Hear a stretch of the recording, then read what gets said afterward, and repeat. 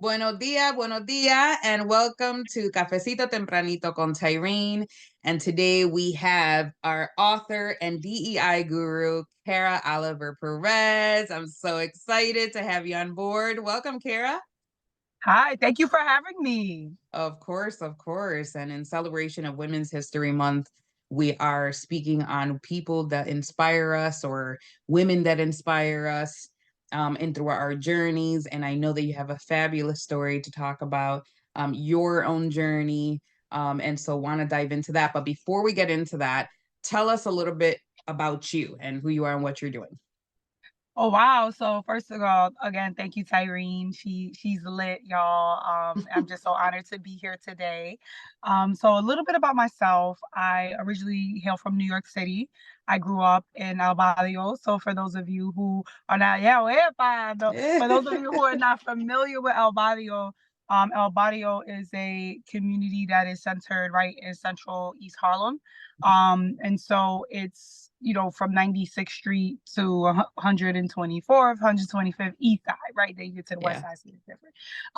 And growing up in that community, I grew up in a very diverse, heavily Afro-Latino, Latine, however you identify, Hispanic community. And so it was like dripping in trench. I'm talking summertimes you see the Piragua man, you got Cuchi Mm-hmm. Fritos, but then on the other block you got the Jamaican spot, you got the Chicano spot, you got the Mexicano spot. Like it was just dripped out, right? Yeah. And over time you watch those communities change their shifts. So when I came to Buffalo in 2007, I came into Niagara University for my undergrad. And then I went to Buff State for my grad.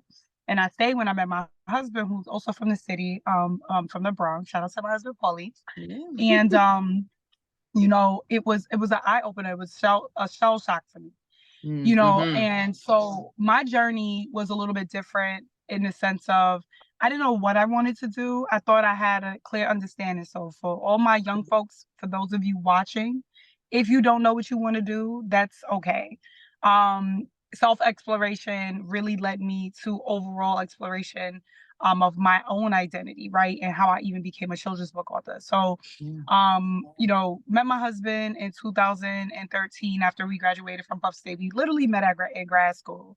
Wow. And it was there where I found myself working in nonprofit. I bounced from government temp to nonprofit, stayed in nonprofit, fell into DE&I as a trainer and educator, subject matter expert there, and bounced around into a few different spaces with education, right?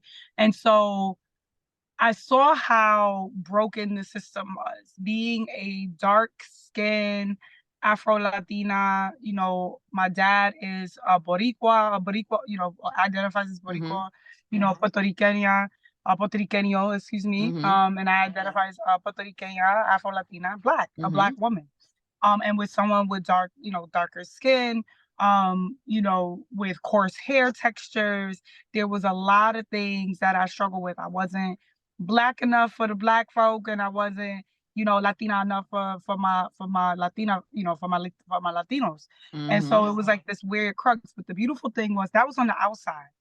Within my family, I got family who look like Tyreen. I got family who look like me. I got family who look, who are darker than me. I got family who are lighter than me. And we did not play that within our family, either side, my Mm-hmm. mother's side or my father's side. It was especially on my father's side where you saw more representation of, Latina heritage. There was this welcoming, right? There was this love. We didn't play the preserva la raza, like, preserve the race. That wasn't Mm-hmm. in our space. But it shocked me to know how many of my friends were dealing with it Mm. within their own within their family structures and their dynamics. But then even on the outside, right, the factors that we can't control, we were dealing with a lot of that. So I got to see it from the external purview, and it was adjacent to me with my friends who, I never forget an experience where she is what we call a traditional. I don't like the word traditional because what does a traditional Latin, Mm-hmm. person look like, or a Exactly. Hispanic person look like? Um, so she identifies as Puerto Rican, lighter skin features, for more Eurocentric features, and we were playing pretend. And her mom, said to her, she said, well, you're going to be, the princess, you're going to be this. And I, right, every little girl that was fair skinned with long hair was a princess. But she said, you could be the cat. You could be the black cat, right? Because you black, right? Your skin is Mm. black. And I'm like, at your big age, you saying something like that to a kid. It still And I knew stays with you. Yeah. it stayed with me. I will never forget that. And I was all of first grade, so 6 years old, right? 6, 7. So it Mm-hmm. really reinforced Eurocentric beauty standards that if you are dark skinned with maybe more Eurocentric features, then you're going to be more widely accepted than your peers. And I felt that, right? Mm. Um, you know, uh, and the way I navigated my self-esteem was a struggle, right? Because I didn't Mm. believe I was beautiful. I didn't believe I was pretty. I didn't believe I was, attractive. Um, and so that's how it led me into writing, and representing, my book centering not just Black characters, but more multicultural characters, because there is an identity shift Yes. that can happen, right?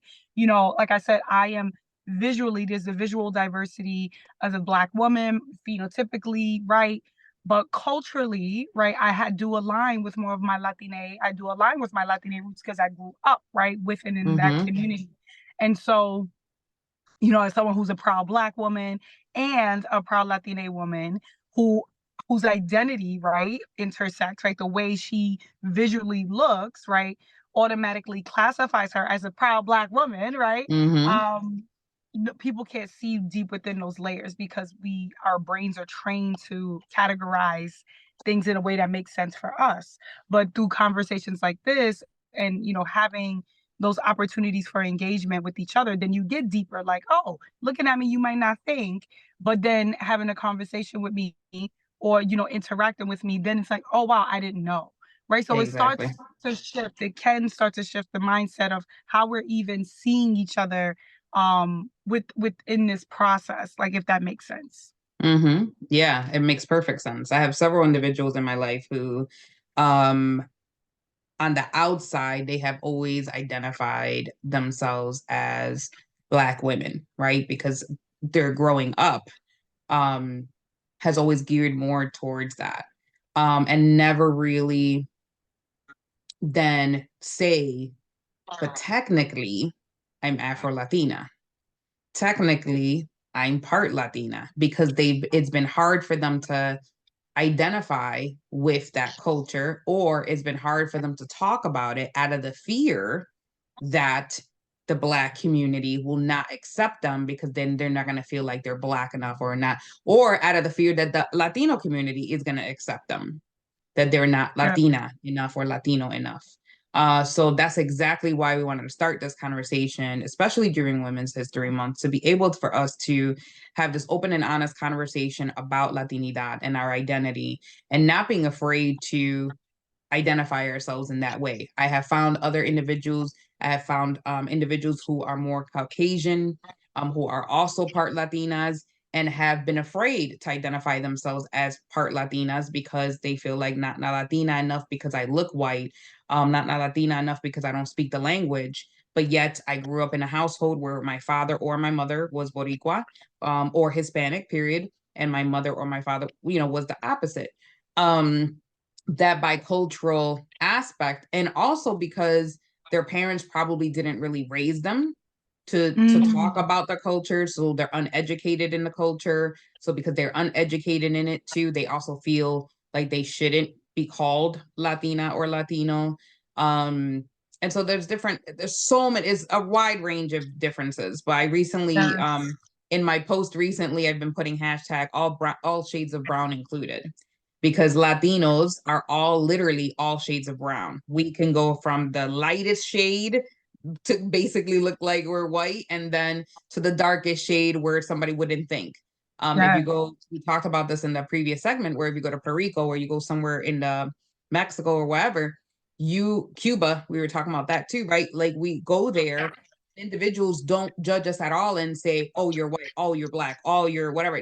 They just accept you, because they automatically think you're just Hispanic. They assume automatically that you speak the language. they don't think they don't speak it. I ran into this issue. I went to a conference in Las Vegas just recently. I didn't Nice. realize how many Hispanics lived and work in Las Vegas. I Hmm. had never been there. Literally everywhere I went, the airport, the hotels, walking through the streets, everybody spoke Spanish, most for the most part.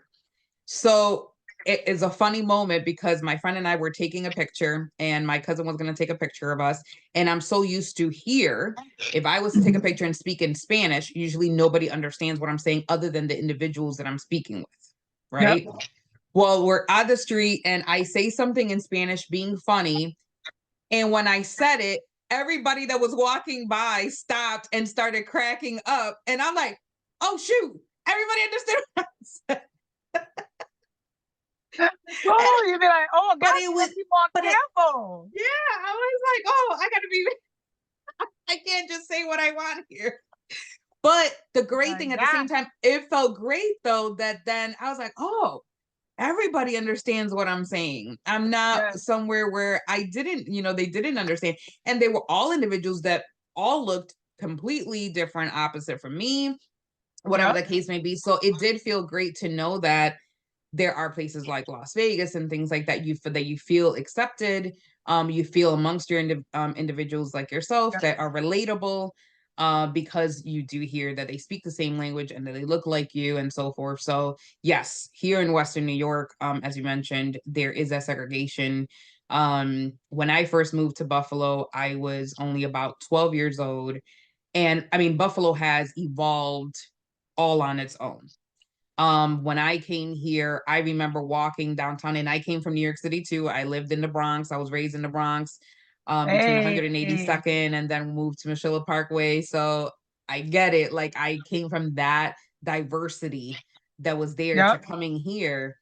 And I remember walking downtown, and I always say it was such a shelter shock. It was such a shock to me because I'm like, there's nobody around.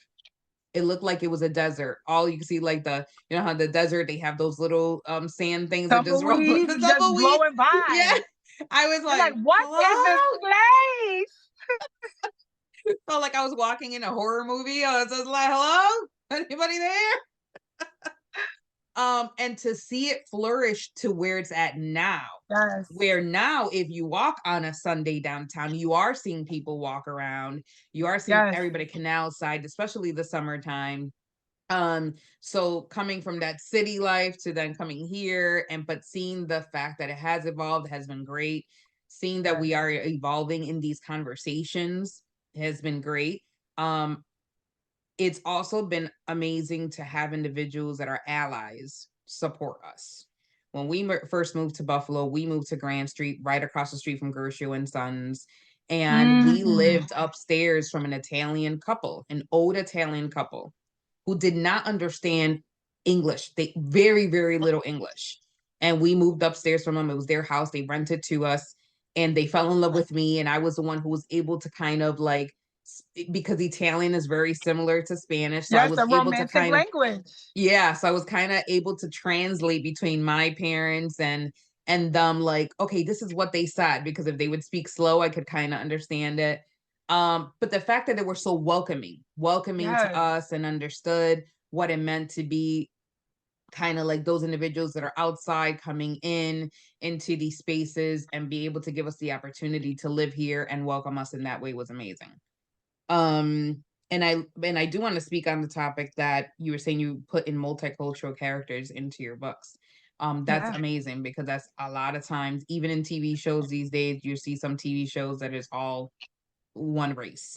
It has evolved a lot, but it still happens. Same thing with jobs.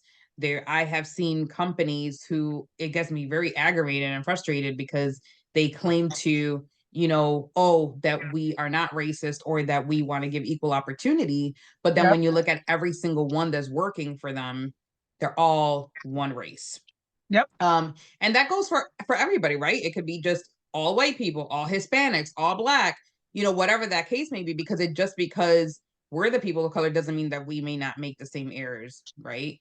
I've seen events where even in our own community that we tend to then only state to only our race. And it's important that we're also including others, to begin to have those conversations, because we need to break those barriers. So thank you for that. Thank you for putting all those different characters. Thank you.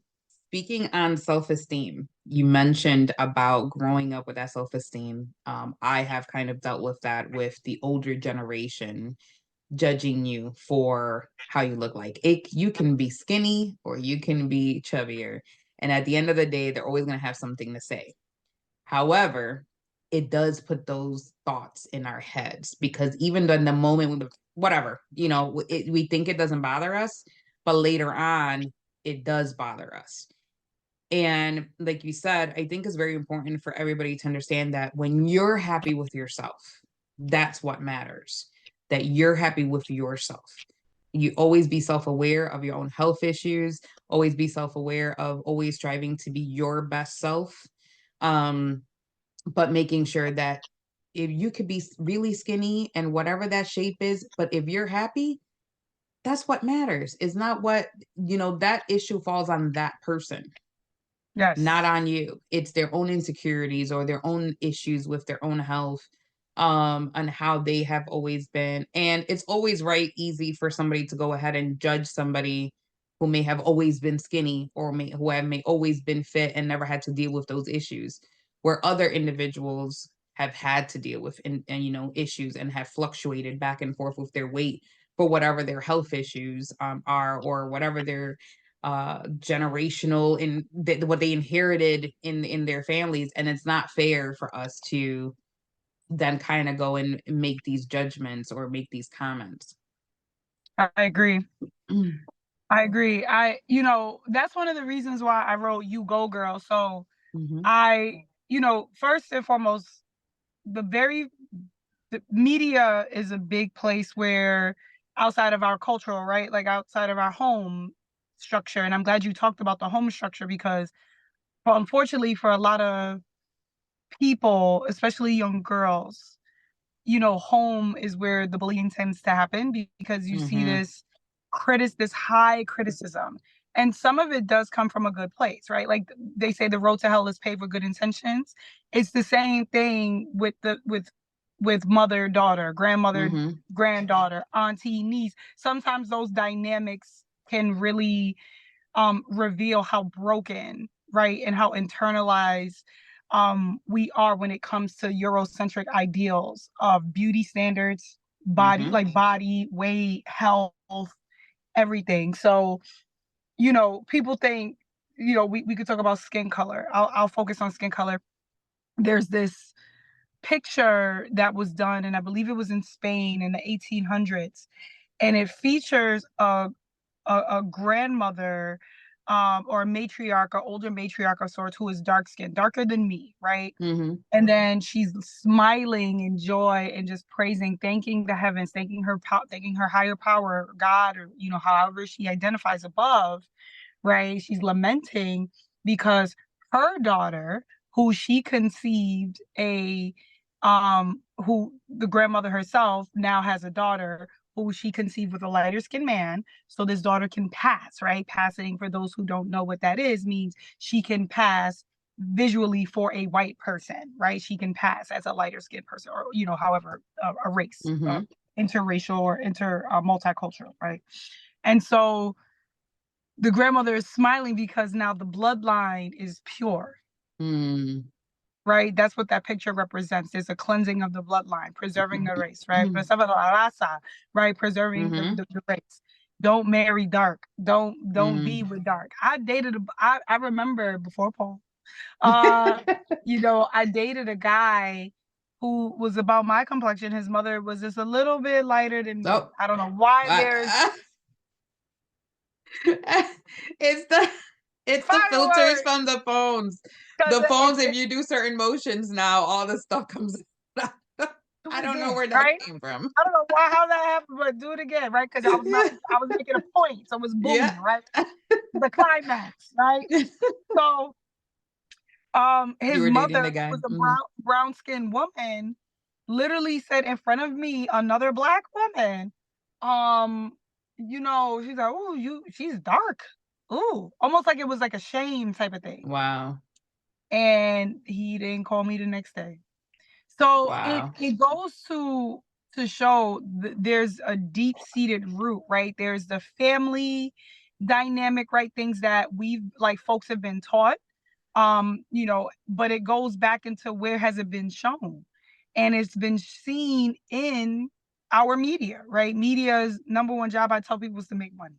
It's not, it's to, yes, inform. There are, not to put it all out, make it all bad, but it's to make money, right? So that you Mm-hmm. make And money off of a entertainment. certain entertainment, and there's a power structure that's embedded within our media, right? Mm-hmm. A dangerous one, because the narrative that is spread is that if you look like this, or if you come from this culture, then you're no good, or you're Mm-hmm. not worthy, or you're not of value, or you have to be an exception to the rule, right?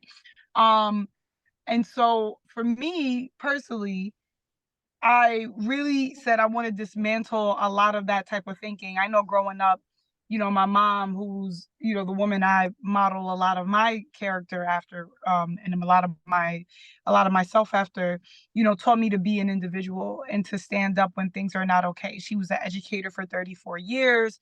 She taught in New York City, public, daycare. Mm-hmm. And at the very fundamental level, that's where a lot of these messages start, right? Babies develop, biases from beginning, because if you're with someone who looks Mm-hmm. like you, who sounds like you, who's around you, and they speak that same familiar language, you're going to gravitate more. So it's an innate human instinct, right? But Mm-hmm. where it becomes dangerous over time is if we start to internalize the things that are maybe not okay, right? Yes, we grow up in strong, prideful cultures, but not everything that we've heard about our culture is right, right? I've Mm-hmm. heard, even just the interracial dynamics, right? Or the racial dynamics that we've heard about being too dark. Again, I didn't hear that in my family, but I've heard Mm-hmm. that from my peers, right? Correct. And it's on Yep. both sides. It was on, my Black side, it was on my Latina side. And coming ahead, it's like, how do I take these messages and debunk them? Well, I have to form my own, opinions about self. It's doing it again. I have to inform. That's right, firework moment. I have to, create more informed, better decisions, do my own research.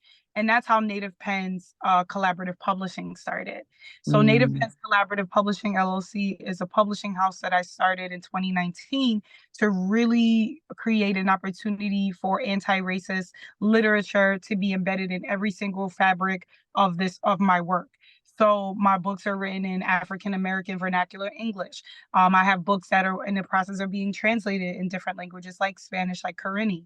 My books Wow. feature characters that look like, me, that are dark, dark, dark. I mean, jet black, beautiful ebony skin to fair skin, curly hair, brown eyes, dark eyes, Mm-hmm. like, wide noses, Mm-hmm. fuller lips, right?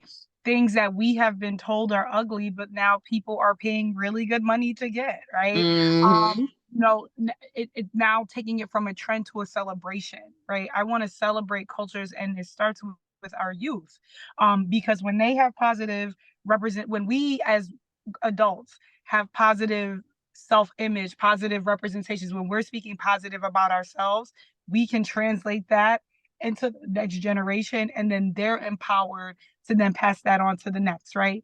So Yes. now people don't walk around feeling like I have to spend, if if you want to, go ahead, but you don't have to spend millions and billions of dollars to enhance what's already been beautiful, like which is already Mm-hmm. there. If you want to, that's okay, but don't feel like it's a need that you have to, because Correct. there was a time where I thought in order for me to be more desirable and beautiful, I had to be lighter skinned, right? Mm. I would have had to get my skin bleached, right? Like it was that insane, because it was getting to the point where those comments were really, really hurtful. Mm-hmm. Now, as and I think with movements, social justice movements, we're starting to see almost like a renaissance in the 19 that we saw in the 1960s, with Black liberation, cultural liberation, a more celebration of cultures. I'm glad now, speaking of cultural celebration, we can't forget our Latina brothers and sisters who identify as Muslim. So shout out to those who Mm-hmm. celebrate, Absolutely. Ramadan. We do have a Yes. great community of folks who are within the Latina community who identify as Muslim and practice Mm-hmm. Islam. And even within those, even within the religious structure and the ethnic, ethnic identities, how those things intersect and overlap, right? We have to have earnest and honest conversations about what message do we want to send? How are we Mm. representing, right? So there's a little girl maybe who identifies as, Dominicana, who Mm-hmm. is Muslim, who now opens a book and sees herself in a niqab or a hijab, right? And Yes. feels like, wow, I have representation now. And one of the things I do want to emphasize about my books is that I'm very intentional in working with illustrators of color Mm-hmm. because there has one to leverage, right? Because the book economy, and we could talk a little bit about that, is very, very skewed, right? Of who gets access to what, right? And I wanted to represent characters that when a child opened that book, whether that child looks like me or that child looks like you or that child looks like anybody in the spectrum, they'll Mm-hmm. say that's me. Oh my Mm-hmm. God, that's me. That looks like me. Like, it brings me joy because that's the Yes. intention when a parent reaches out to me and says, "Hey, you have no clue. Like, this is my child's favorite book because when she opens that book, or when he opens that book, or when they open that book, they say, "Oh, that's me, mommy. That's me, Yes. daddy. That book looks like me," because there is an ambiguity where you have people of the global majority. They Mm-hmm. need to be represented with a level of authenticity. So when somebody does, you know, engage with this work, they're not wondering, like they're not sitting there looking like they're looking out a window, like I see it, but I don't, this doesn't relate to me. Mm-hmm. My books are about mirroring. So when you open that book, oh, I see myself, right? And there's four other girls who may not look like you, might be similar to you, but may not have, have your same identity, right? Or similar identities, but not the same, also feel the same way, Mm-hmm. right? And that's what's the cornerstone for me. Thank you so much for that. Thank you, thank you, thank you for what you're doing and what you have done, because it makes me a little bit emotional because like I have a 5-year-old niece who's bicultural. She Oh, is Afro Latina. Her mother is also Afro Latina, but her father is Puerto Rican. That's my brother. And she is at that stage where she's identifying herself with many different things, right? She'll look at her peers and she'll say, "Oh, but I want to have straight hair like that one." And I'm not beautiful enough if I don't have that straight hair. Or recently, she came into the conversation with her mother because of her name. Her mother named her and her sister Star and Sky, but their middle names are have a way more meaning to them. So their middle names are actually names opposed to like Star and Sky. Yes, as a name, but it's also affiliated with something else. So my 5-year-old niece goes and confronts her mom on it, and she's like, "Is my name really Star?" Because she realized the stars in the sky are a star. And she's just like, "Yeah, that's your name." She's like, "But that's not a real name. Why would you name me that?" But it's funny at the same time. But it's the fact that she's just like realizing what these things mean and how she identifies herself, and going through that, where for us, we're like, sometimes we name our kids certain names and we're not thinking about these things, of how it's going to affect them. But it's beautiful at the same time for her to hone in on what does that mean? Who is Star? Who is Star Valentina? Who is she? What does she look like? And what does that mean going forward?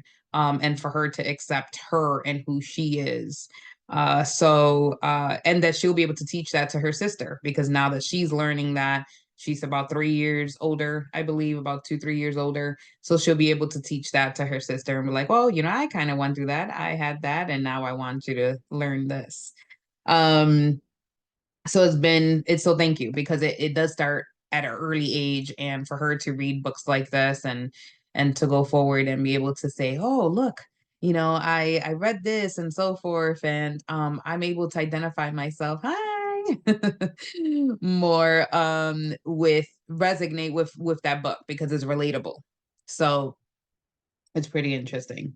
And I love that. So question on, we were speaking on individuals that inspired you, or a woman or somebody that inspired you in your life. If you can speak a little bit on that, especially in celebration of Women's History Month, what does that mean for you? And who maybe changed, this person that probably changed your journey, either by something that they did, something that they said, or just on them, how they raised you in your life? That's a good question. Wow. So as she comes back, right, into the car, I would say definitely my mom. My mom was a Brownie single points, mom. brownie points, mom. Girl, she's like, thank you. I would say my mom, like she never music in you. Christmas music, see, Christmas music. Yes. I would definitely say, the Christmas music, maybe they could move a little bit faster. I'm like, oh my God. Oh my goodness. But this is recorded. It's okay. It's okay. Tyreen about to tell it. But Christmas music, right? But speaking of that, I would say definitely my mom because she was a single mom and she, taught me, failure is not an option, right? Mm-hmm. Like just, trying your best and being an individual, right? Being proud of your heritage, being the child of an educator, you had no choice but to be educated, even though some people fight against it. But you had no choice, right? Like, so she worked overtime, and I'm an 80s baby, so I grew up in 89. I was born in 89, but grew up in the 90s. And even as there were a shift, we started to see more toys, we started to see more, books that, reflected diversity. It still was very, very limited. It was Correct. Very limited. Yep, I agree. And so I remember the beautiful thing about growing up in New York City is that there are pockets because there's so many niche audiences, right? And so she was able to find books where, if I like Cinderella, there was a Black Cinderella and she had an afro, and, the story took place maybe in Africa, or, one of my favorite books growing up was Mufaro's Beautiful Daughter, which is an amazing story to play off of Cinderella, essentially. And it's, there were opportunities like Anansi and the Spider, like, to find these multicultural books where I could see myself and, remind myself, oh, this is a part of my identity, but it's a part of beauty as well. And so there was an intentionality, but it wasn't just books that centered Black culture. It was books that centered Latina culture. We went to, a lot of museums. We went to a lot of plays. I was immersed in culture. So it gave me, when I came to Buffalo, I was still shell shocked because there is a lot more segregation, but I was prepared in my shell shockedness. I was still prepared because I had a more rounded experience of what the world around me looked like. So I tell people, when it comes to especially diversifying a library, you want to give your child an oyster to the world, diversify their library first, right? Out of toys and all of those things, words, pictures, images, for those, because not everyone has their senses, but, even just reading a book where there's description or visually seeing characters that look like you really does make a world of difference in how you navigate the world. So you may not have, money necessarily to go on a big fancy trip at the moment to say Thailand or Greece or Uganda or Puerto Rico, but you have a book, right, that gives you a template and an outline, or just even a guide of what it could look like, right, or what it does look like. So you see that representation and you break down those barriers a little bit more. I think the tide will shift, especially with the intraracial and some of the intra-ethnic, kind of back and forth, when we start to even appreciate our own identities and our own cultures, to get to the truth. That's why I struggle with a lot of, and this is no knock on any single platform in particular, but we have to even do more work in our media to Mm-hmm. bring in diverse voices, right, Correct. into spaces. I got to give credit to Disney. I got to give credit to Nickelodeon, even. Like there has Cartoon Network. We're now seeing more strong female Mm-hmm. protagonists in a lot of these works. So now even Disney is shifting away from the damsel in distress princess to the Mm-hmm. empowered princess. Right now, Mm-hmm. you see princesses like Tiana. Right, that was the first Black Disney princess. From Princess and the Frog, and she was a business owner. She was an entrepreneur. Right, don't get it twisted. She still married man. Mm-hmm. She married man, but she didn't succumb to this, oh, well, I can't do anything. She was the breadwinner. He was just a pretty face who had money. But she was she was a chef. She had a skill set. She cooked. Then you had, Tangled, right? And, Mm-hmm. you know, movies showing more mother-daughter dynamics, right? Frozen, sisterhood, right? So now the shift is changing to more feminist or women centered leadership roles where you're seeing more autonomy amongst these characters that we love. So now girls feel more empowered. Barbie, right? I was a big Barbie girl growing up. It was, Mm-hmm. and now Barbie has shifted. Now there's more body diversity, more neurodiversity. You have Barbies now that reflect Down syndrome, which I think is so amazing. Mm-hmm. Barbies who use assistive equipment, Barbies who are have vitiligo, right, or have a skin Mm-hmm. condition, and to show that because there are children who look like this, right? Why are we not creating dolls that reflect that? Or now there's a line of dolls by Hasbro that are all Latinx, right? That Mm-hmm. are dark skinned Latinas, some from Cuba, some from Dominican Republic, some from Puerto Rico. So there's a vast amount now of representation and diversity, but there's still more work to be done, if Yeah. that makes sense. So one of the things I want to do, and I know we'll be winding down soon, but is to really emphasize the importance of diversifying our libraries, not just as Mm-hmm. for our children, but as adults too. Yeah. There's one of the beautiful things that I'm starting to see now is this resurgence of Reading Rainbow, which is one of my favorite Mm-hmm. shows to watch as a kid. And there's now more even intention in bringing in adults into the diverse learning spaces for children's books because one, they're buying them. Adults are buying these books, but also it's healing the bloodline, right? Yes. Reading some of these books are like, don't get me wrong, I love Bernstein Bears and Clifford the Big Red Dog, but we do need to go back more so into books that feature children that look like our children and look like us to Yes. heal some of those parts of us that were told you weren't worthy or you weren't enough, or even books that are tied to identity that center trauma, right? Mm-hmm. Some of the great literary works that of our time, like the Cassandra Sinceros, or some of the most amazing books center the lamenting of just struggle, right? Mm-hmm. It sometimes we got to move from that, right? It's good to read and it's good to have that those perspectives and those stories, but there's joy, right? We got to talk about the joy in our cultures. We got to talk about the joy in our communities. Is everything always peachy keen? No, we know that, Mm-hmm. but it also is saddening when a lot of the great what we classify as great literary works or great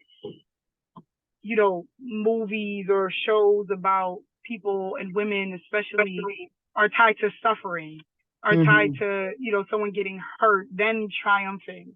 Even though that is unfortunately the reality, sometimes it's not the full reality. Correct. So shifting Yeah. that narrative. Yeah, I like that. You speaking on a little bit. Well, first of all, kudos to your mom for being that person who brought those books into your life, who made sure that you had that library that you needed. I know for me, it was slightly different. I kind of grew up in New York City, but I grew up in a white neighborhood, Mm-hmm. was mostly surrounded by white individuals. The good thing Yeah. was that my school brought in the diversity that I needed. My Mm. school at that time, it was PS8 out in the Bronx. And I surrounded myself with a lot of individuals, especially friends who looked in many different ways. I had a friend who was Asian, I had a friend who was Indian, and they were all like my best friends. One was white, one was black. They were all looked very different. None of them looked like each other. But I appreciated that diversity that brought me. I remember my Asian friend, her mom, they did speak Spanish as well, but her mom owned an ice cream shop out in like Manhattan. And I would go with her and go check out the spot and go hang out over there, and thought it was so cool, like, oh, my friend's mom owns this ice cream shop out in Manhattan. And the fact that she's an entrepreneur and looking at that at a young age. But you were speaking a little bit about healing a little bit part of ourselves, of our younger selves. And there's been so much, making sure we have those books, like you said, that library, that we are showing Yep. our kids that library, that they should be looking into all these different parts of themselves, and making sure that they are reading um, books from a whole bunch of different authors, from different and people that are relatable, and people that are not relatable, looking at all the different aspects of it, right? Different Yeah. perspectives. um and speaking about that, it makes me think about, so J Lo, I don't know if you saw, she recently came out with her like song album, Yes. and everybody thought that this was going to be all about Ben, that this is going to be a journey about Ben Affleck and her journey back to him, and the love that she has for him, when it was not that at all.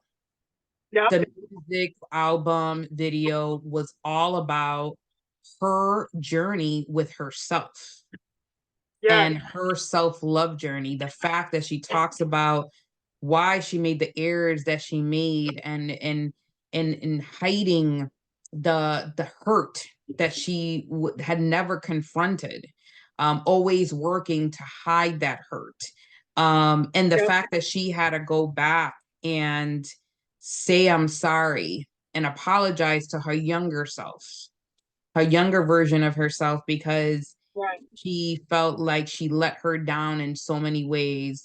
But then at the same time, forgiving herself and giving herself credit where Yes. credit was due, and moving forward to being free from that. And that's when she really found her freedom to just love herself and say, this is not working for me. This is not right for me.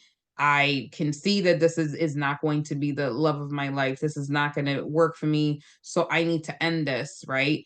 Our Yep. perspective when we look at celebrities like her, from the outside looking in, all we see is whatever the media shows us, right? We don't know what their internal lives are. She could have been broken up with A Rod for the longest, right? But we're Yep. seeing current time. So for us, it's she just broke up with him, and already, within a certain amount of time, she's with this other individual. But we don't know those Yeah. struggles of what happened within that relationship during whatever time period, because we're not there, we're not in their house, we don't know what's going on. um so Right. therefore, not being judgmental to individuals like her and or other individuals, understanding that there comes healing with all of that. And the fact that, to me, I found very brave of her to come forward and say, yep, this was me. This is how I was handling things. I acknowledge that these were not the right ways, probably, to handle things, but these were the reasons why. I'm self aware that I had to fix this, but it's not about anybody else. It's about me and me only. Right. And I did the work, and now this is where I'm at. And I'm free with just even loving myself, period, Yeah. no matter who I'm with.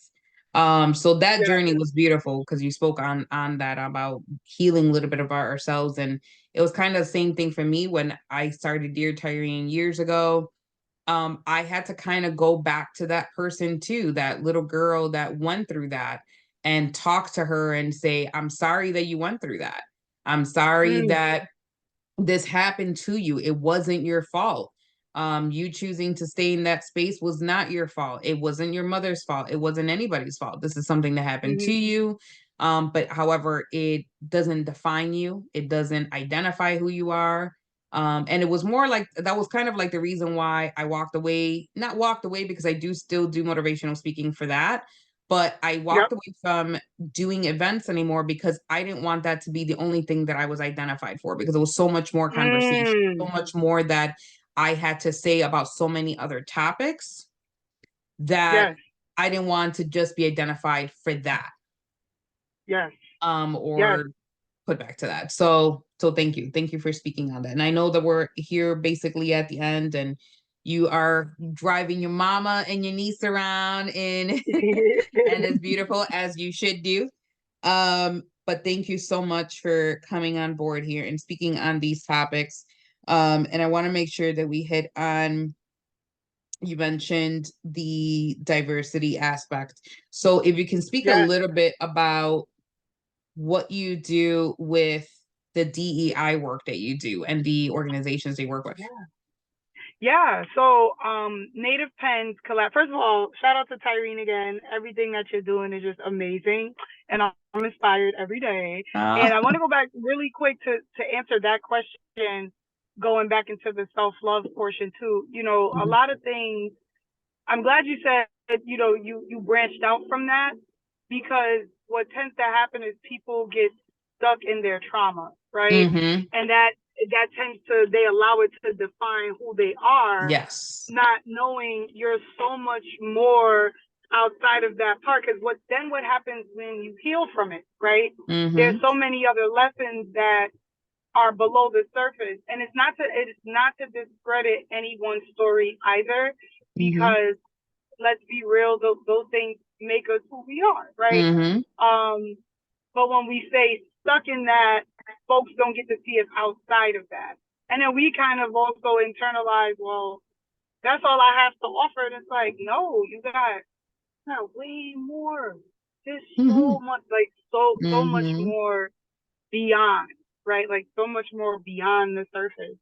And so, you know, just shout out to you for saying that. And I think for the listeners who are watching, even outside of that, you know that you're, you know, forgive your young, you know, allow your younger self to, you know, I hear you, acknowledge them, and also help them heal from that. Because everything that we do, if you notice, it ties back to past experiences.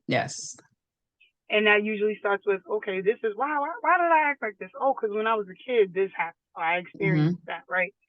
So that's important. Now going into the diversity part of this portion and how this relates is, you know, diversity work. There's an attack on diversity work right now. For my people who do DEI, we all do it to an extent, whether we recognize it or not. Diversity, equity, and inclusion is really who are the people? How do we make them feel?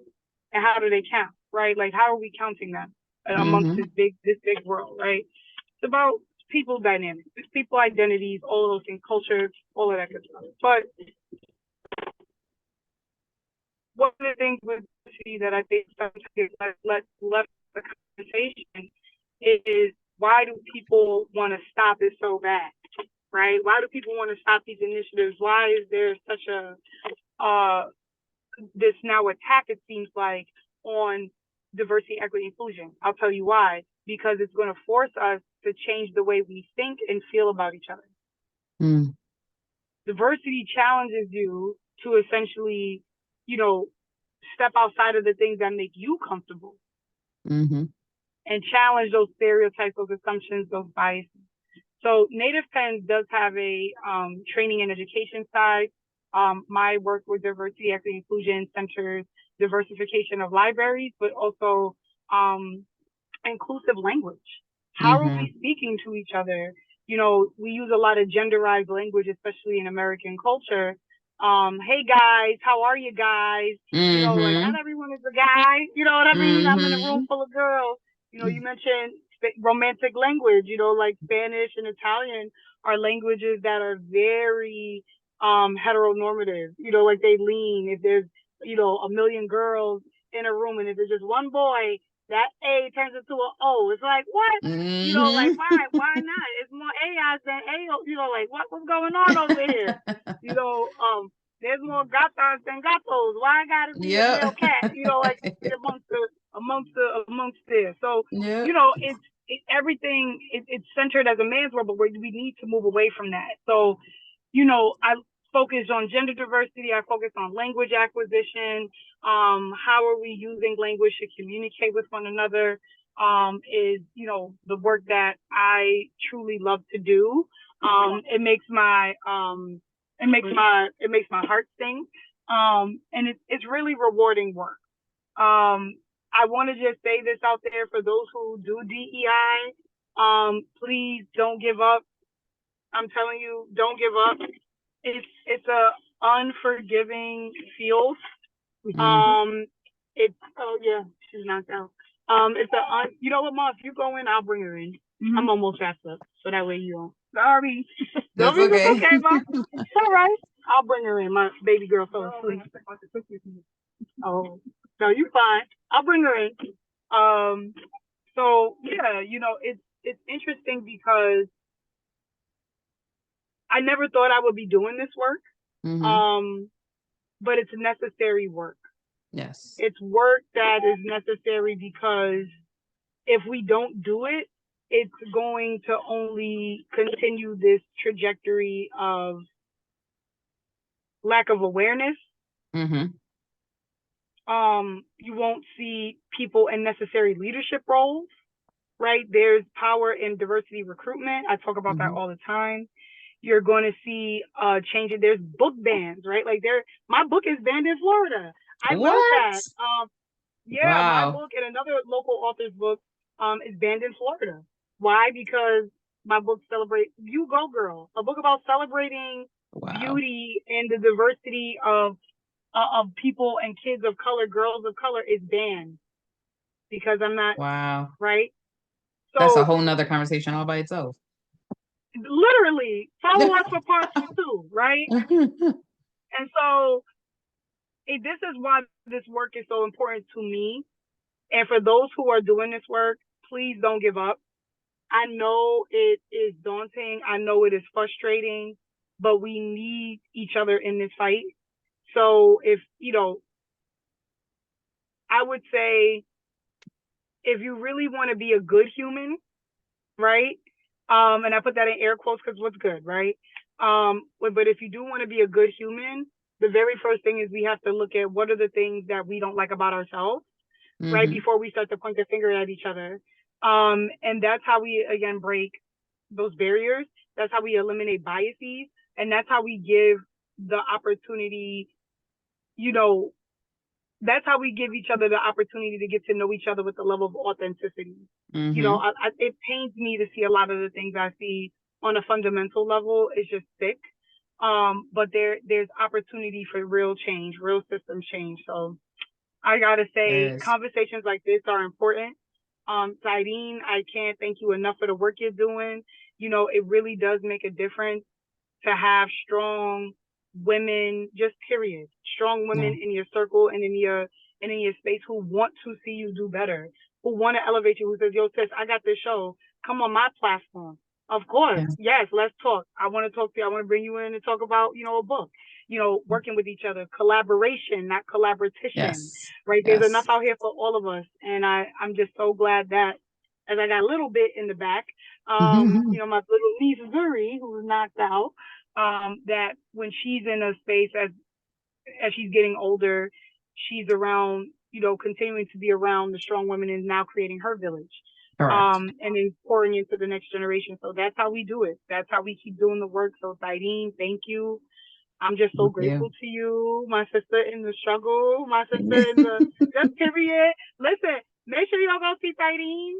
She's getting honored at Essence. Go get her awards. Let's go. Yes, March 28th. Why the work ain't coming now? March 28th. March 28th. Yes, thank you for mentioning that. March 28th, 6 p.m.